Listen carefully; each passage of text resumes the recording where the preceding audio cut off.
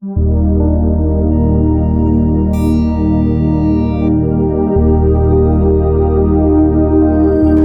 busybody now be the order of the day in CAC, in all these Pentecostal churches. And 4 years ago, àwọn kan tó kóyàn lọ sórí òkè mọ́ wọ bàtà pásítọ̀ ẹ̀mí ò tẹ̀ rántí pásítọ̀ yẹn wà lórí íńtánẹ́ẹ̀tì ò lè wá jáde. Ó ń bá yàn sùn nínú lórí nílẹ̀ ẹlẹ̀ tí Yorùbá. Ire ni mo fẹ́, bàbá lónìí o. Bójúmọ́ ti mọ́, pín mi níre o. Bí mo bá jáde lọ, jẹ́ kí n ranú gbà. Bí mo bá wọlé o, jẹ́ kí n múre bọ̀ wálé. Yes. You ask a question. Yes, sir. That you people, what is happening in the Christendom? Yes, people are praying and they feel like the prayer is not being answered. Yeah, God did not create prayer. Ọlọ́run ò dá àdúrà. No. God did not create prayer. No. I have 200 points to defend that. When you look at the book of Genesis 1, 2, and 3, anything that is not in that creation before that 7th day that he rested is not from him. Ohunkóhun tí ò bá ti sí láàrin àwọn ọjọ́ Tí ó dá yẹn kò sí mú ẹ. And he has warned us not to add to it.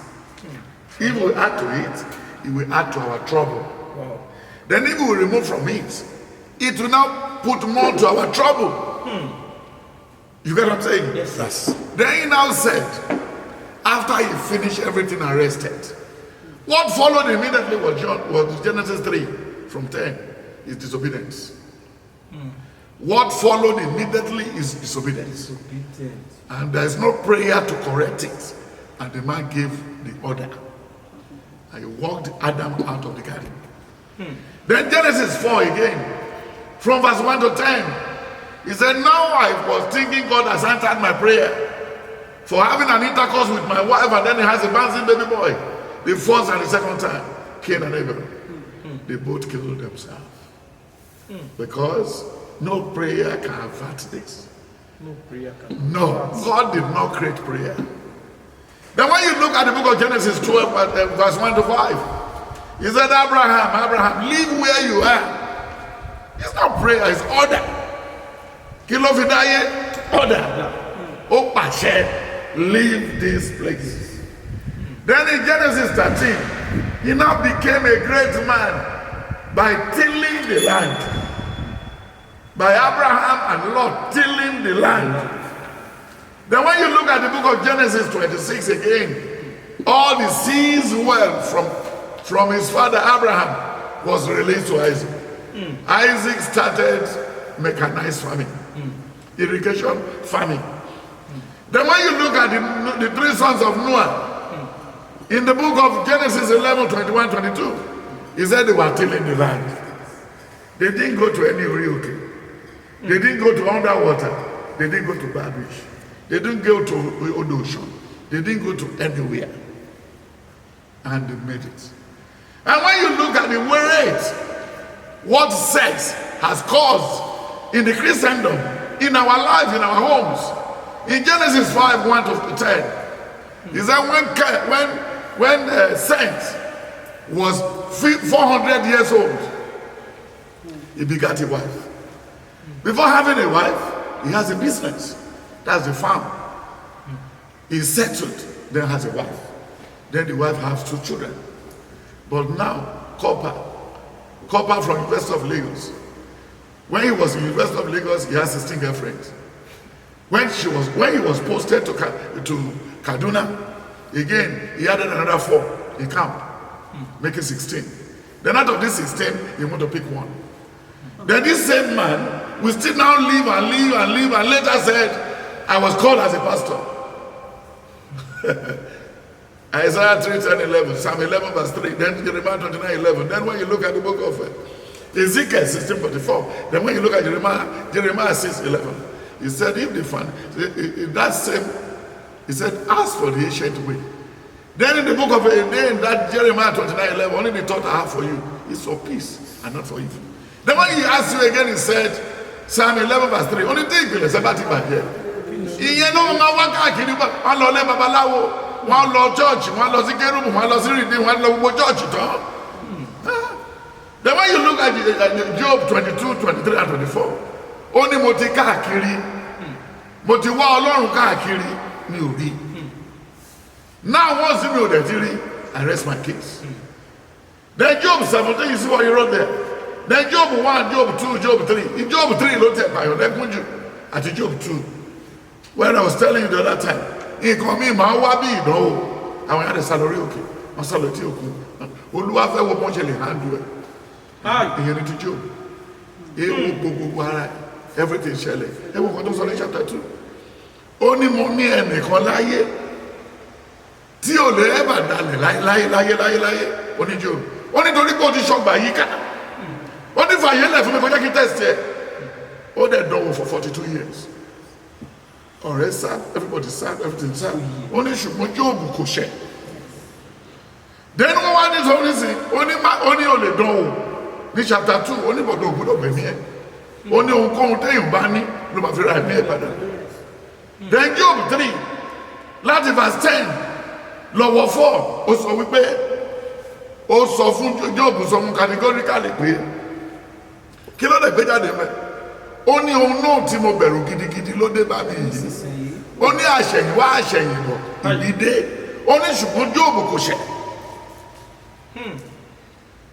So tó bá jẹ́ Abíára àti Ságolí òkè lọ, tó bá jẹ́ Marcus àti Sálọ tètè òkun, tó bá jẹ́ wọ́n ní Job àbí atọ́kùn ní Job àti lọ́lé babaláwo, you rested. Ẹ tó àwọn ọmọdé máa tó sọ fún máa ń ṣe ní Job 42 from 10. Ó ní Job pé àwọn ọ̀rẹ́ ẹjọ́ àti dún ẹ̀wò dẹ̀ ti pass. So àwọn ọmọ ẹ̀rì ilẹ̀ ẹ̀rì ẹran ìtàn kó lọ rí kì í ṣe tí òkun ló ti lọ gbà ó. Ẹni tó faṣọ bò ló káṣọ kúrò lórí ẹ̀. Then when you look at what he said, church àwọn èèyàn dúdú lọ àwọn èèyàn funfun ló gbé wá láti wá gbá wa lójú. Ó ti bèrè tẹ́lẹ̀ tí mo ti dá ẹ lóhùn nínú prógráàmù ẹ kan. Nígbà tó máa fi dé agé ọ̀gẹ̀dẹ̀ sétí títì sórí pákó tó pọ̀. Nígbà tí a ṣì wà tí ìfẹ́ ṣì wà. He said in the book of 1 Corinthians 13, the last 3 verses, ó ní nǹkan mẹ́ta tó dá tó le jù ní pé faith, hope and love. Tí gbogbo ẹ̀ ṣì pé, tí gbogbo ẹ̀ ṣe kí ni tó ṣì pé, àwọn èèyàn á gbé gàrí yẹn lórí igi yẹn, wọ́n á kó cowries yẹn síbẹ̀. Ṣé ti yẹ? Then àwọn èèyàn á kó iṣu márùn-ún yẹn, wọ́n wòye tó lè jẹ́ torí gbogbo wọn làgbẹ̀. Wọ́n á kó owó yẹn síbẹ̀. Nobody do the higini and hagini. The higini and hagini was just spiritual. So then the white people came. They said these people are two, that what they are doing unites. They are two unite. So what do we need to do? We need to be bringing them gifts. Bringing something from our area through the ship down here. My umbrella wa, my whiskey wa. Àwọn èèyàn mú tímátọ̀ sára kọ́ọ̀pù ẹyọkọ̀ tó mú wọ́n ta ìyàwó wọn tọmọ wọn ta as slavery. So gbà tó wáyá wọ́n tó wá dàbí ọgbọ́n.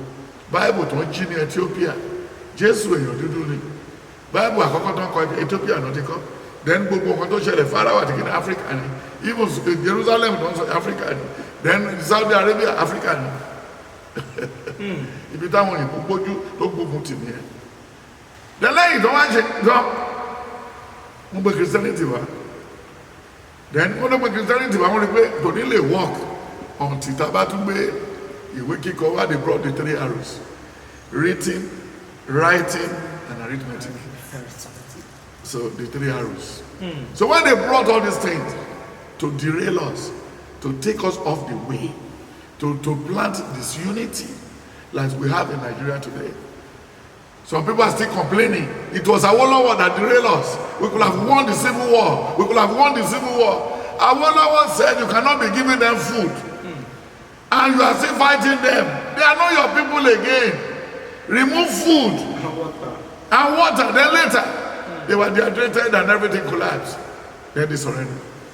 It wasn't a good time to fight. No. It's because the young man has been spoiled by his father. That's Odumegu Ojukwu. He wasted about 30,000 Igbo people. Igbo were shooting him in Anambra. Igbo were shooting him in Asaba. Igbo were shooting people in Nnewi. So automatically, then what came in between them after the war is Roman Catholic Church. Roman Catholic Church. So all the Roman Catholics, this company belongs to Rome. Whatever money we make here in Enugu, in Abiriba, in Mbano, all is going to Rome. So the Igbo were just contributing money until late, when they said the black man wanted to be pope. It was that, no, you cannot be. You are animal. Igbo, you be animal. We have to get your money and then rip you off. You cannot be pope. We won't show you, we won't open the door for you, you cannot be pope. So we brought it to you, and then we've messed you up already. So you can't come here to ask for any right. So automatically, going to Orioke, to come to your question, Ọlọ́run ní òun ò gbé nílé tí wọ́n fọwọ́ mọ́. CAC, àwọn ló dàbí ọgbọ́n. Orioke ti Kérúbù inú church ló wà. Àwọn máa ṣẹ̀sìn ẹ̀mí amúyàn. Alọ́jọ́ méje, alọ́jọ́ mẹ́ta. Alọ 21 days. Celestial náà tún dé the same thing.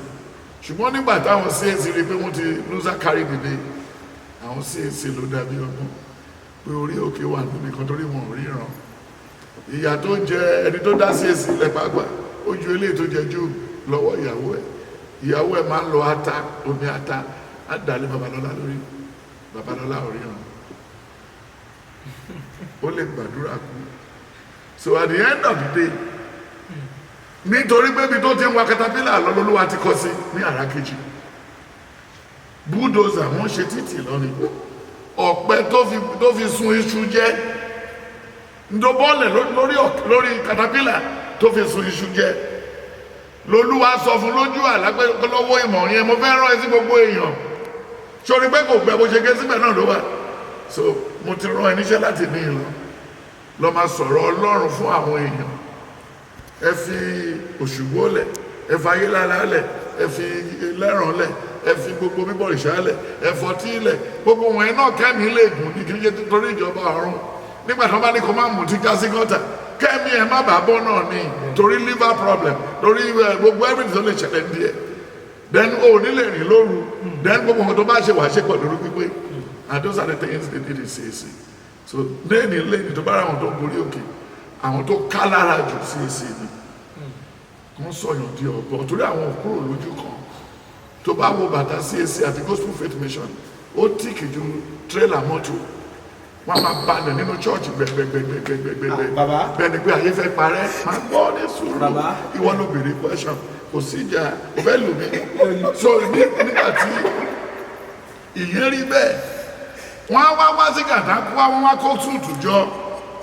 Àwọn náà ló wá tó wá lọ mọ òkìtì biribiri, wọn máa mú ráàdì wọn ní kéèyàn dúró síbẹ̀ nú gbó nígbà tí wọn ò rówó ralẹ̀ ní Yábà, tí wọn ò rówó ralẹ̀ ní Ojú Ẹlẹ́gbà, tí wọn ò rówó ralẹ̀ ní Ìkẹjà.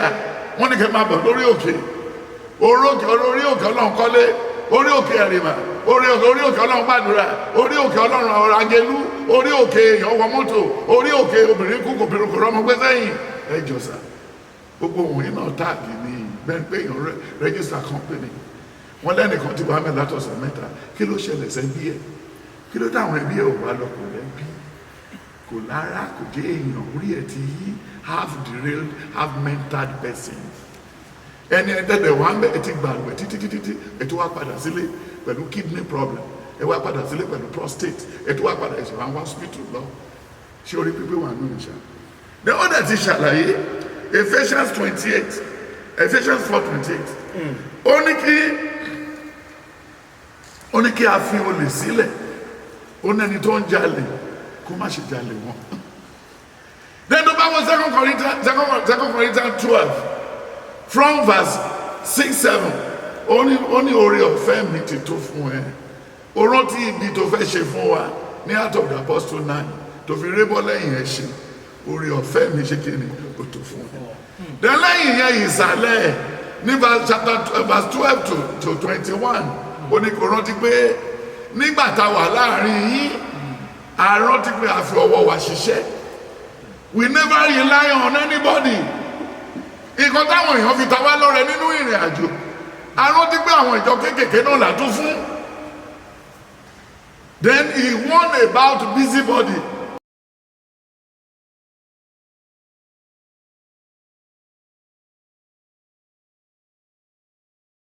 The busybody now be the order of the day in CAC, in all these Pentecostal churches.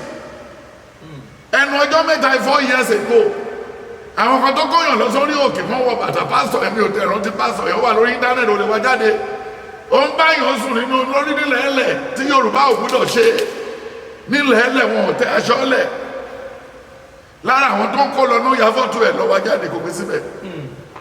Mi ò ní sọ nǹkan tí mi ò rí, mi ò ní sọ nǹkan tọ́lọ́mù ṣe. So that is it. So Nigeria need the church. Àṣekínni ìyọjú ọ̀ràn ni need the church. Torí tó bá wo Indian company tó wà nílùú yìí lọ́wọ́lọ́wọ́ yìí sì wọ́n penetrate everywhere. Denisi China ti kó gàrí wá. Gàrí China ti wá.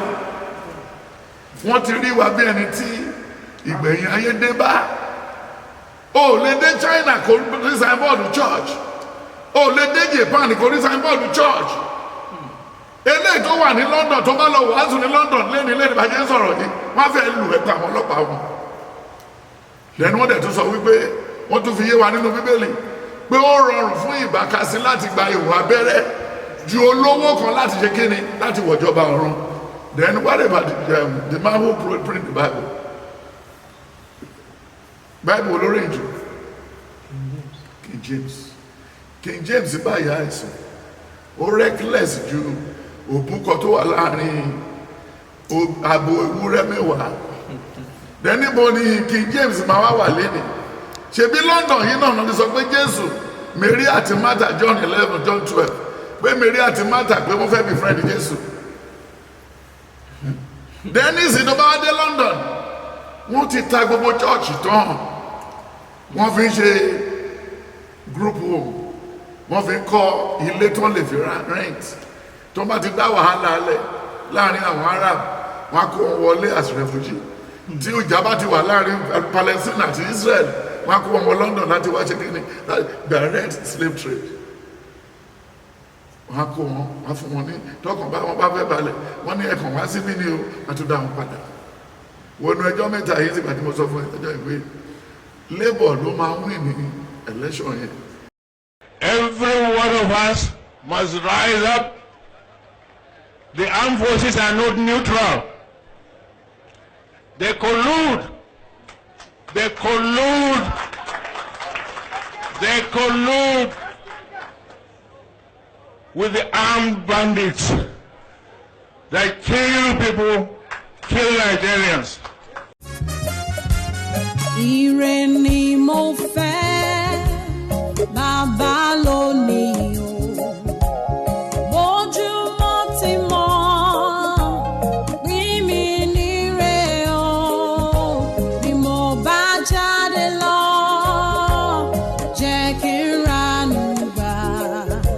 Bí mo bá wọlé o, jẹ́ kí n múre bọ̀ wálé.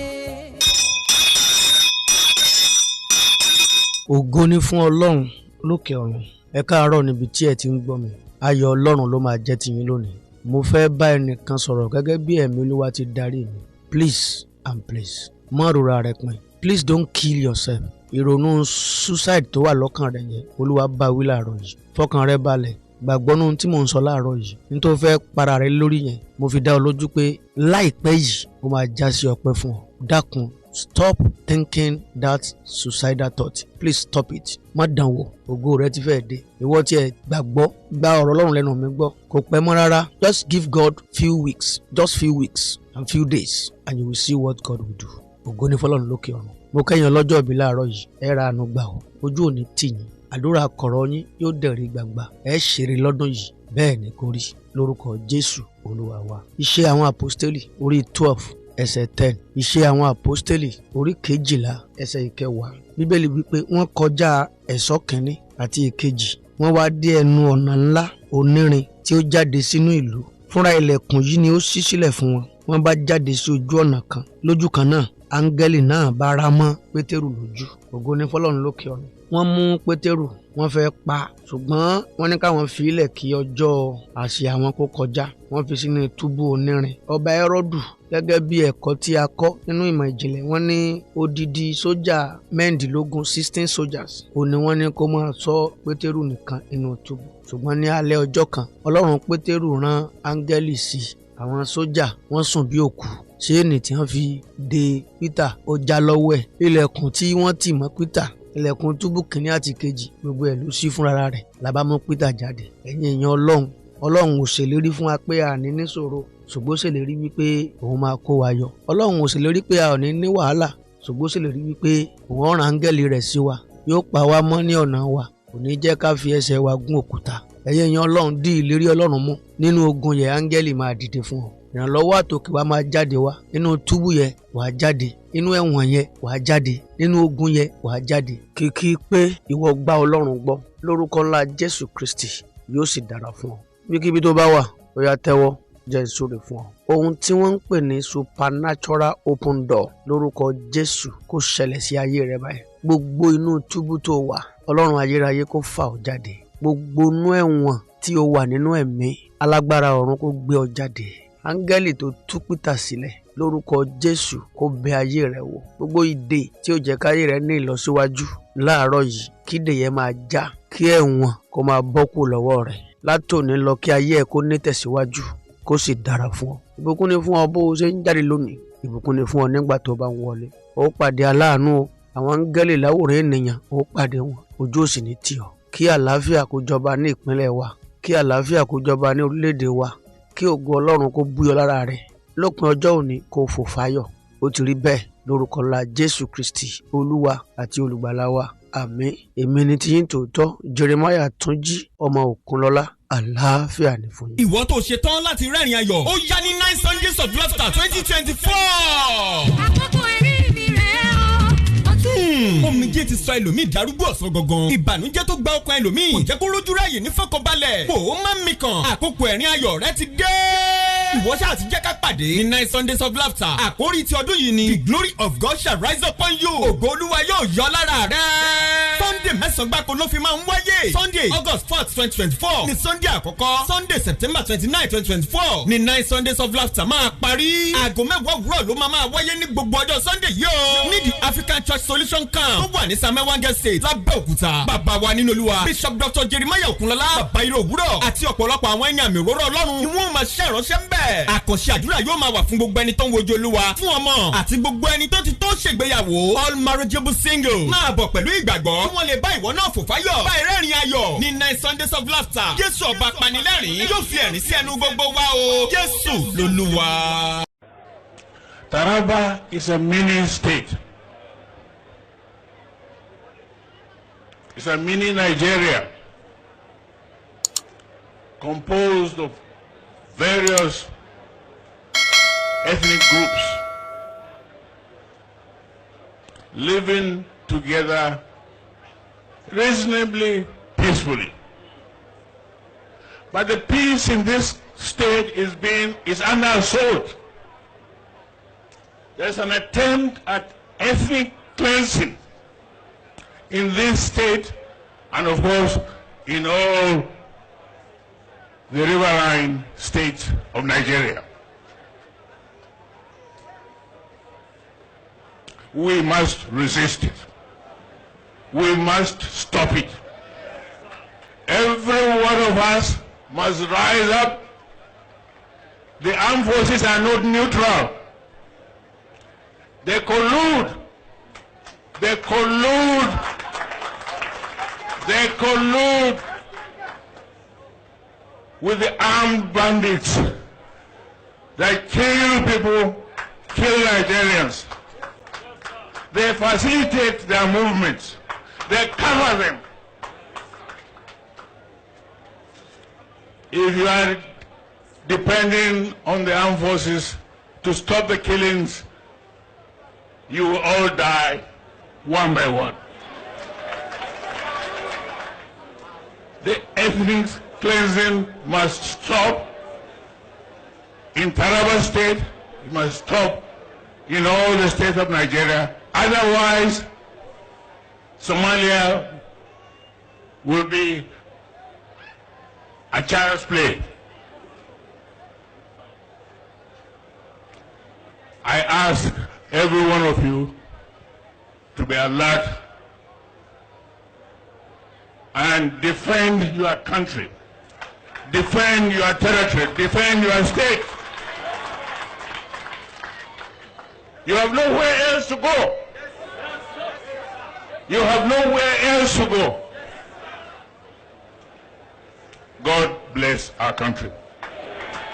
Look at this man. He is a very wealthy man, but this guy is not wealthy. Can I have like 10 brothers if you can? This guy is wealthy. He can afford anything he wants to buy, but he wants something more. It's called power. To have power, you need more than money. It is for the poor man that money is for purchasing items. When you go higher, money is to buy this. So to move from wealth to being powerful, you need to have them in your pocket. And to have these guys in your pocket, it is only important that they are very poor. So at this point, poverty is of high economic value for this guy. It has high purchasing power. It is important that the poor is poor so that the powerful can be powerful. Without their poverty, he can't lead them. So he needs to control these guys. He's just the only one. They can shake the table and take him off, but he has the money to buy their loyalty. The loyalty of a poor man is cheap. Now listen to this. When they come to him, he can never give them what will bring them out of this state, because he needs them in this state to control them. That's why you complain in Africa. Why is it few cups of rice, caps, and all those things? Because they need to be coming every 4 years. Poverty is a very powerful tool. It keeps the powerful in power. If care is not taken, even the church will bow to this, as long as he can steal treasuries and say it's tight. Bow.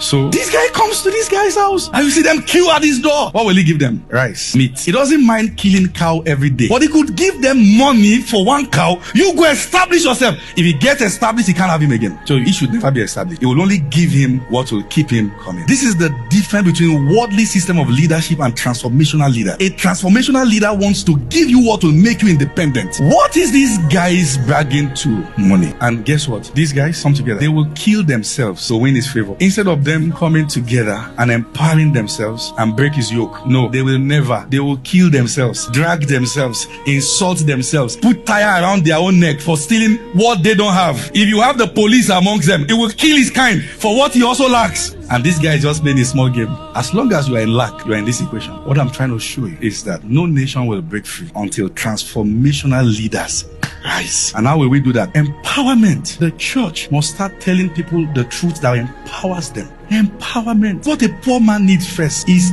the good news and information, not money. He needs to know you're only broke sitting on gold. There's something you have not found, and it is in words.